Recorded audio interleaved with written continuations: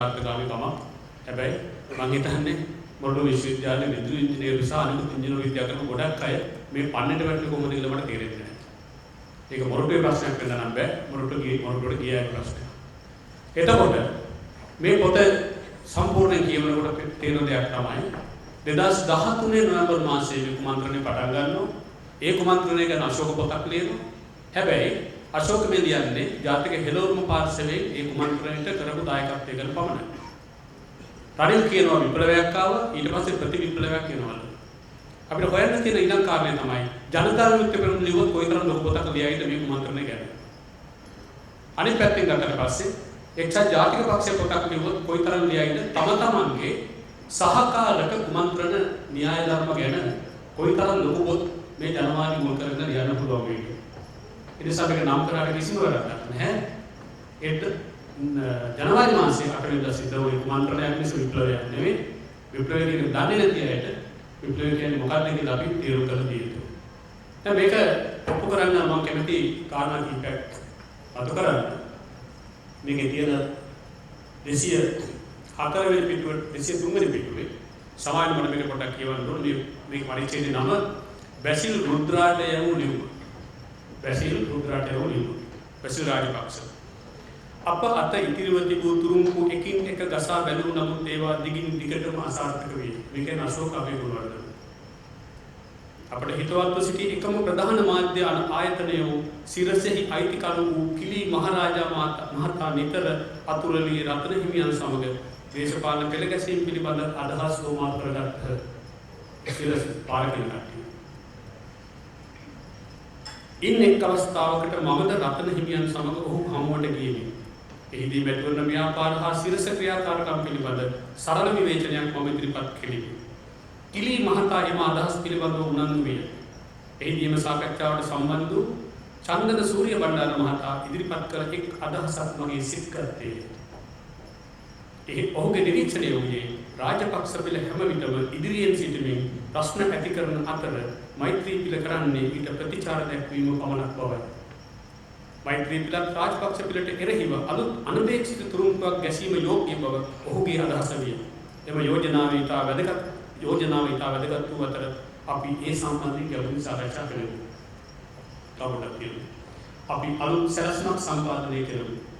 රාජපක්ෂ පිළේ ක්‍රියාකාරකම් වලින් අපට පෙනී ගිය කරුණු වූයේ ඔවුන් කොටින්ගේ මාර්ගයෙන් දෙමළ ජනතාව ඡන්දය වර්ධනය කිරීම සඳහා යොමු කරන බවයි. ඒ බව දෙමළ ජාතික සන්ධානයේ නායකයින්ද තහවුරු කළේ.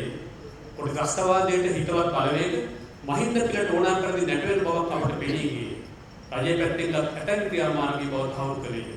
එහිදී ප්‍රධාන කාරණයන් දෙකක් වෙත අපගේ අවධානය යොමු වී පළමුවෙන් සම්පූර්ණ අධි ආරක්ෂිත කලාපයේ තිබූ ඉඩම් හදිසියෙම දෙමළ ජනතාවට ලබා දීමයි. හැබැයි සිදු නැහැ අපි දන්නවා. සම්පූර්ණ වල ඉඩම් ලබා දුන්නේ සුමන්දිරෙන් ඇවිල්ලා කරපු වෙනසාකච්ඡාවක් ප්‍රතිඵලයක් වුණ නිසා මෙහෙම එකට නෙවෙයි. මොහොලින් නැහැ. එළියනා හිතන හැටි. දෙවැන්න නම් මෙතෙක් කරත් අතීතවාදී මුද්‍රිත පුරස් භාවයෙන් තිබූ තහංචලි කිරීමයි. මෙවගින් දෙමළ ඩයස්පෝරාවට ශ්‍රී ලංකාව තුළ නිදහසේ ක්‍රියා කිරීමට ආයෝජනය කිරීමට හැකි වේ. මේ සිද්ධි දෙක ලෙස බැලුව විට මහින්ද පිළ හා ඩයස්පෝරාව අතර යම් අවබෝධයක් ඇති අපට හැඟීනි. එම අවබෝධයේ කෙබඳු විය හැකිදයි අපි ලියවිල්ලකට ගතිමු. එම ලියවිල්ල සම්පාදනය කිරීමේ විශිෂ්ට වැඩ කොටස කළේ ශිරාල් ලක්තිලක යන්නේ. එළුම හදනවා. ඊට දින දෙකකට පසු ඒ බැසිල් විසින් රුද්‍රාගතය වූ ඊමේල් ලිපියක් ලෙස E-News වෙබ් අඩවියේ ප්‍රකාශයට පත් වී තිබිණි. එම E-News පළවු ලිපියේ සැබවින්ම බැසිල් රාජපක්ෂගේ ඊමේල් ලිපිනයකින් රුද්‍ර කුමාරන් නැමැති කොටි ඩයස්පෝරාවේ වර්තමාන නායකයාගේ සැබෑ ඊමේල් ලිපිනය වෙත ගොස් තිබිණ. මෙම ලිපිය පසුව රාජන් සේනාරත්න මහතා විසින් මාධ්‍ය සාකච්ඡාවක් පවත්වා රටට හෙළි කරනු ලැබීය. ඒ රටේ සිංහල ජනතාව අතර බරපතල තිගැස්සීමක් ඇති කළ බව අපට හැඟිනි.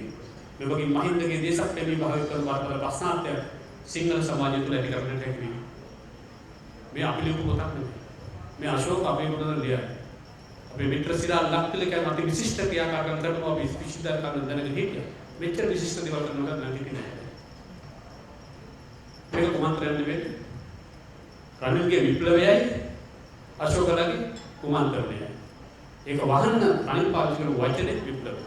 මේක තා හරි අනුමුද දේවල් තුන මට බය හිතන මේ පොතේ මම මේ ප්‍රොමෝෂන් කැම්පේන් එකක් කරනවාද කියන ප්‍රශ්නේ මට එන හින්දා මම වැඩි කියවන්න කැමති නැහැ. මේ මෙහෙම ගිහින් තියෙන එක එක ආකාරය. මෙහෙම ගිහින් තියෙන එක සමහරව සයිකොලොජිකල්. මෙන්න බලන්න. සමීක්ෂණවලදී පැහැදිලිව ඉදිරිපත් නොවුවද අපගේ අවධානය තවත් බරපතල ප්‍රශ්නයක් වෙත යොමු විය. එනම් ඥානපියත්ෙන් කාන්තාවන් අතර මහින්ද රාජපක්ෂ ඉදිරියෙන් සිටින බව. මොකද ලැබී. ඒ පිළිබඳව අපි විශේෂයෙන් සාකච්ඡා කරනවා. අපි බුලද වැඩ නැහැ නේද? නැටි කොට කේන්ති යනවා විශේෂයෙන්. ඒ පිළිබඳව අපි විශේෂයෙන් සාකච්ඡා කරනවා. එහිදී මෛත්‍රී පිළිේ කාන්තා ව්‍යාපාර සංවිධානය කියලා ප්‍රියදර්ශනී මහත්මිය වැඩගත් කරුණක් ඉදිරිපත් කළේ. මම දන්නේ නැහැ කවුද ප්‍රියදර්ශනී මහත්මිය කියන්නේ. මහින්දගේ පෙනුම හැසිරීම කාන්තාවන් ආකර්ෂණය කරවන්නේ කි. ඒ ගැහැණු පිරිමි සම්බන්ධයෙන් මත ඇති වන ආකර්ෂණය කි. ඒ ලෝකයේ ගැන ලිංගික ආකර්ෂණයක් කි. ඒක හරියට වුණා. ඒවත් ආකර්ෂණය මෛත්‍රීට නැත. ඒ නිසා කලින් කුමන්ද අපි දීර්ඝව සාකච්ඡා කළේ. එහිදී මොනවද කරන්නේ? අර රාගය නම් ප්‍රේමිකව සදීවිසි අකින්ටයි කියලා සින්දුවල් ලිව්වට පස්සේ මේක කුමාර කවුද මේ සුළුලාරත් මහාචාර්ය සුත්‍රපද ගමනක් කිව්වා. දවසක දෙවතාව පැල්පෙල්ලක් කරන ඕනේ කියලා. මහාචාර්ය පුස්තක ගන්න කිව්වා. රාගය නම් සඳේ ප්‍රේමිකව සදීවිසි අකින්ටයි කොට පස්සේ සුරිල් පොඩක් දවසක දෙවතාව පැල්පෙල්ලක් කරන ඕනේ කියලා කිව්වා. යා කිව්වේ නේ අපිට මේ ලැජ්ජාව කියන්න. හැබැයි මම කතරගම ගියාට පස්සේ අද මොනවද තියෙන්නේ කියලා හොට පස්සේ මාත් වැල්පලකම ටිකක් ලැජ්ජා හිතෙනවානේ. ඉතින් වෙලුමුන් නැද්ද කියලා මොනවද? මේක ආගම මේ බුදුගේ මේ මොනවද කියන්නේ? මහින්දට ඇති පිරිමි අධිපතිත්වයේ ස්වરૂපය ආකර්ෂණයට ප්‍රතිවිරුද්ධව මෛත්‍රීට ඇති පියාගේ රැකවරණයේ ස්වરૂපය ආකර්ෂණයක් පෙරටගෙන ආ යුතුය. එහි තේමාව රැකවරණයේ ආදරය. මේක එක පැති පොතක් කියවන්න පුළුවන් නම් කියවන්න. සල්ලම ගන්න එපා. මොකද අපලා මේ ප්‍රොටෝකෝල් කරලා කියවගන්න. මේ නැත්නම් අපි නතරම් කියවන්න. මොකද මේ වගේ චඩ වැඩවලට අපි සල්ලි වෙනකම් කරන්න හොඳ. මේ සල්ලි කරන කුමන්ත්‍රණ. මේ කුමන්ත්‍රණයට දාපු බ්‍රෑන්ඩ් එක මොකක්ද? සන්නාමය විප්ලවය. ඉතින් ඒක හරියට රෙඩි කොපේ මොකක්ද මේ? වළං හොදන කුඩු වලට විප්ලවයේ කිව්ව කොපිරයිටර්ස්ලා ඉන්න කාලකන්ණි ඇඩ්වර්ටයිසින් වල තියෙන රටක හරි මේ කර්මයක් නෙමෙයි. මේ කර්මයක් නෙමෙයි. අනිත් එක කාරණේ තමයි මොකදම පේනවා මේ කුමන්ත්‍රණේ ප්‍රධානම සිද්ධිය කොහොමද මහින්ද රාජපක්ෂ කියන ප්‍රතිරූපේ විනාශ කරන්න කියන කාරණා. ගොඩක් දේවල් අන්තය කතා කරන නිසා මම මේ පැත්තට විතර කතා කරා. මේක හරි පුදුම දෙයක්. අපි මෙහෙම ගත්තොත් එහෙම. මේකේ සරල මානසිකත්වය තමයි ලංකාවේ කිසිදු දේශපාලන ව්‍යාපාරයකට නැහැ මහින්ද තරම් ආකර්ශනීය දේශපාලන පෞරුෂත්වයේ නායකයෙක්. කිසිම දේශපාලන ව්‍යාපාරයක් අපි ගත්තොත් එකින් එක ගත්තොත් එහෙම න්‍යායික දේශපාලන නැත්නම් දෘෂ්ටිවාදීමේ දේශපාලන ව්‍යාපාර තියෙන්න පුළුවන්. ඔවුන්ගේ පැහැදිලි කිරීම ගැන අපිට යම්කිසි වටිනාකමක් ප්‍රදර්ශනයක් තියෙන්න පුළුවන්. හැබැයි පොදු ජන ආකර්ෂණය දිනා ගැනීම සම්බන්ධව පොදු ජනයාගේ හිත දිනා ගැනීම සම්බන්ධව මේ තරම් ආකර්ශනීය දේශපාලන නායකයෙක් දේශපාලන පෞරුෂයක් ලංකාවේ කිසිදු දේශපාලන ව්‍යාපාරයක නැහැ. මම හිතන්නේ ඒක නිදහසේ පස්සෙම නැහැ කියලා. මහින්ද තරම්. ඒකට ඒකට දන්නවා ප්‍රහාර එල්ලකළ යුතු වන්නේ මහින්දගේ දේශපාලන ප්‍රතිරූපයට මිස වෙන අයට නෙවෙයි කියලා. මම හිතන්නේ මාසෙක කමාරක් ඇමරිකාවේ ඉඳන් නැහැ ඒක. ඒක ඔහු කිව්වා මම ඉගෙන නාමේ කියලා. ජනතා විමුක්තිය කරමුණ හරි පුදුම විදිහට උච්චලවාදී විවේචකයන් බවට පත් වුණා. සාමාන්‍ය මාක්ස්වාදී චින්තනයේ කියන ප්‍රධාන කාරණයක් තමයි න්‍යායක් වගේ දේවල් කතා කරලා පත්‍රකාරයෝ කියනවා මේ ඔයා න්‍යායින්ව යට ගන්න දෙනවා කියලා. ඒ නිසා මම සමහර බය වෙනවා.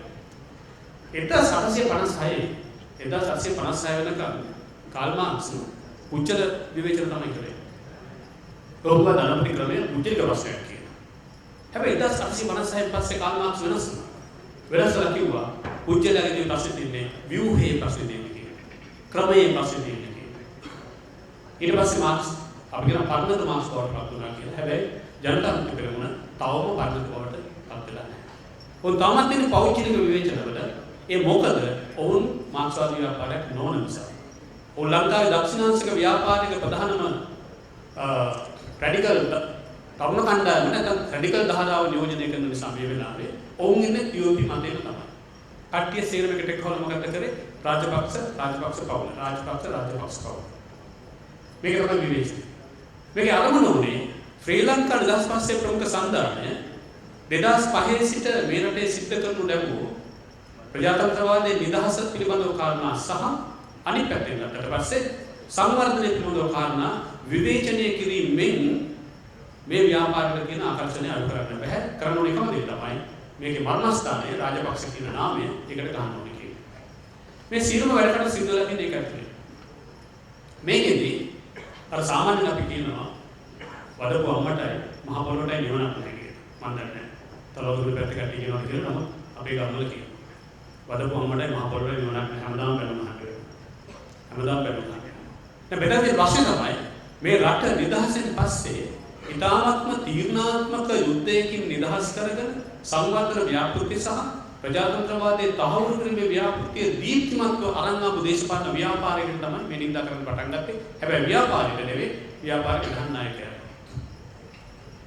මේකෙදි මේක අදාළ කුමන්ත්‍රණය ක්‍රියාත්මක කිරීමේදී ලංකාවේ බලවේග කරන විදිහට මේක කියනකොට ගොඩක් අය කියනවා ඔය බොරු කියන්නේ ඔන්න විදේශීය තොරම්බල් කාරෝ ගැන කතා කරන්න හදනවා කියලා. අපි මෙහෙම ගත්තොත් ඇත්ත තොරතුරු තුනක්. ජනවාරි 8 වෙනිදායින් පස්සේ එරික් සොල්හයිම් මොකක්ද කිව්වේ? මේක පිටපස්ස අපේ හිටියයි කියලා ඔහු කිව්වා. අපි නෙමෙයි කිව්වේ. මොකද අපි අර සල්ලි දීලා කියන්නේ කිව්ව නෙමෙයි. එරික් සොල්හයිම් කිව්වේ නෑ මෙහෙම කියන්න කියලා අපි මේ පාවිච්චි කරා. ඔහු කිව්වා. ඩේවිඩ් කැමරන් කිව්වා. මේක හරියට ඔසාමා බින් ලාඩන් මැරුවට පස්සේ ඩේවිඩ් කැමරන් සතුටුනා වගේ බැරක් ඔබාමා රෝස් ගාඩන් වල ඉඳන් වාව් කිව්වා වගේ මිනිස්සුන්ට ඉන්ටර්නෙට් එක. මේ සේරම එක්කව මේක පිටිපස්සේ හිටියා අපි කිව්වා. ලයිව් බැලුවේ බැරක් ඔබාමා මේ ඔසාමා බින් ලාඩන් මරණ හැටි. ये तरम सिस्टम अमेरिका में जाता तो मनुष्य घातන දිහා බලලා ඒක ඉන්ටර්නෙට් එකේ. ඒ වගේම ජොන් කෙරි ලංකාවට ආවා. මේ කට්ටිය උගන්වනවා අවුරුදු 30කටද 25කටද පස්සේ ආවේ කියලා මේ මහන්ති උට දැන්. ජොන් කෙරි ආවේ ගේම් ඕවර් කියලා කියනවා. එයා පඩිපෙළට නැගලා යනකොට කොහොමද? සාමාන්‍ය රාජ්‍ය නායකයෙක් කරනකොට එහෙම අහනවා. හැබැයි යාකේ විදිහට කරනවා. හරි. මෙයා සෙමියොටික්ස්. මෙයා සංඥාර්ථ වේදයක් තේරුම් ගන්න ඕනික. එයා මෙහෙම දැන් මෙයාට මොකද්ද කිව්වේ? හා? ඉතින් මේවා තේරෙන්නේ අය නම් ලංකාවේ ඉන්නේ. ඒක ප්‍රශ්නේ. ඒක ප්‍රශ්නේ. ඊට මේ තුන් දෙනාම කිව්වා මේක පිටිපස්සේ අපි හිටියේ කියලා. රනිල් වික්‍රමසිංහ කිව්වා මම මේක ඉගෙන ගත්තේ ඇමරිකාවේ කියලා කියලා. ඉතින් මොකද අපි කියන්න ඕනේද මේකේ කුමන්ත්‍රණයක් මේ පිටිපස්සේ විදේශී බලවේග හිටියේ